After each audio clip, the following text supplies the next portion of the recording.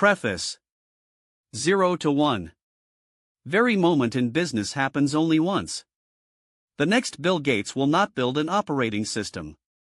The next Larry Page or Sergey Brin won't make a search engine. And the next Mark Zuckerberg won't create a social network. If you are copying these guys, you aren't learning from them. Of course, it's easier to copy a model than to make something new. Doing what we already know how to do takes the world from 1 to n, adding more of something familiar. But every time we create something new, we go from 0 to 1. The act of creation is singular, as is the moment of creation, and the result is something fresh and strange. Unless they invest in the difficult task of creating new things, companies will fail in the future no matter how big their profits remain today. What happens when we've gained everything to be had from fine-tuning the old lines of business that we've inherited? Unlikely as it sounds, the answer threatens to be far worse than the crisis of 2008. Today's best practices lead to dead ends. The best paths are new and untried. In a world of gigantic administrative bureaucracies, both public and private, searching for a new path might as hoping for a miracle.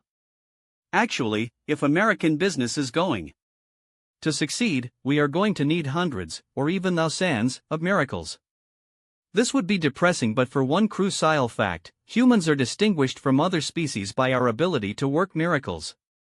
We call these miracles technology. Technology is miraculous because it allows us to do more with less, ratcheting up our fundamental capabilities higher level.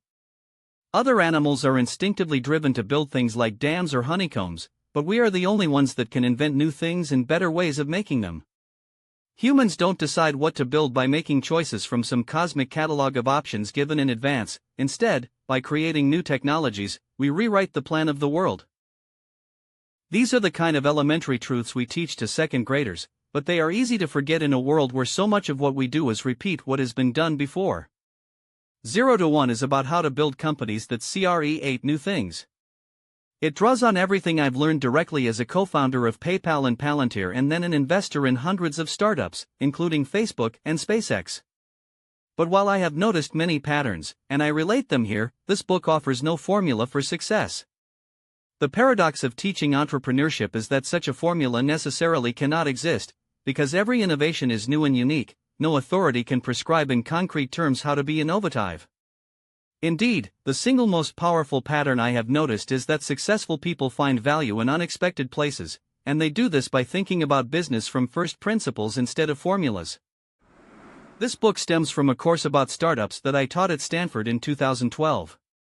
College students can become extremely skilled at a few specialties, but many never learn what to do with those skills in the wider world. My primary goal in teaching the class was to help my students see beyond the tracks laid down by academic specialties to the broader future that is theirs to create. One of those students, Blake Masters, took detailed class notes, which circulated far beyond the campus, and in 0 to 1 I have worked with him to revise the notes for a wider audience. There's no reason why the future should happen only at Stanford, or in college, or in Silicon Valley.